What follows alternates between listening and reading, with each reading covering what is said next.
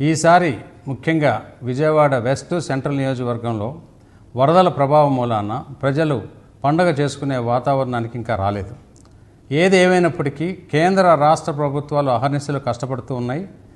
ఇక్కడ చంద్రబాబు నాయుడు గారి నాయకత్వంలో కూటమి తరపున ఉన్న ఎమ్మెల్యేలు కానీ, కార్యకర్తలు కానీ, మంత్రులు కానీ అందరూ కూడా నియోజకవర్గంలో ప్రతి డివిజన్లోనూ, పడవల్లోనూ, ట్రాక్టర్లోనూ తిరిగి అనేక సహాయ కార్యక్రమాలు చేస్తూనే ఉన్నారు.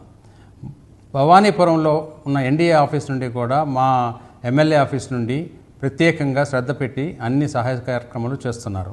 అయినప్పటికీ కొంతమందికి కొన్ని అంది ఉండకపోవచ్చు, ఇంకా కొన్ని సమస్యలు అలాగే ఉండొచ్చు.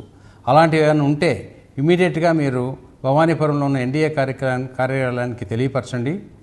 డెఫినెట్గా నేను పర్సనల్గా పర్యవేక్షించి ఆ సమస్యలన్నీ కూడా అతి త్వరగా సాల్వ్ చేసే ప్రయత్నం చేద్దాం. ఈసారి ముఖ్యంగా విజయవాడ వెస్ట్ సెంట్రల్ నియోజకవర్గంలో వరదల ప్రభావం మూలాన ప్రజలు పండగ చేసుకునే వాతావరణానికి ఇంకా రాలేదు.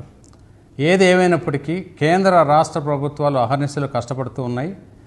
ఇక్కడ చంద్రబాబు నాయుడు గారి నాయకత్వంలో కూటమి తరపున ఉన్న ఎమ్మెల్యేలు కానీ, కార్యకర్తలు కానీ, మంత్రులు కానీ అందరూ కూడా నియోజకవర్గంలో ప్రతి డివిజన్లోనూ, పడవల్లోనూ, ట్రాక్టర్లోనూ తిరిగి అనేక సహాయ కార్యక్రమాలు చేస్తూనే ఉన్నారు.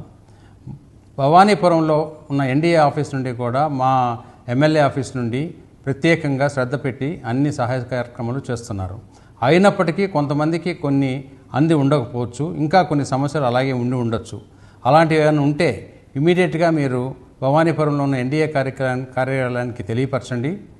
డెఫినెట్గా నేను పర్సనల్గా పర్యవేక్షించి ఆ సమస్యలన్నీ కూడా అతి త్వరగా సాల్వ్ చేసే ప్రయత్నం చేద్దాం.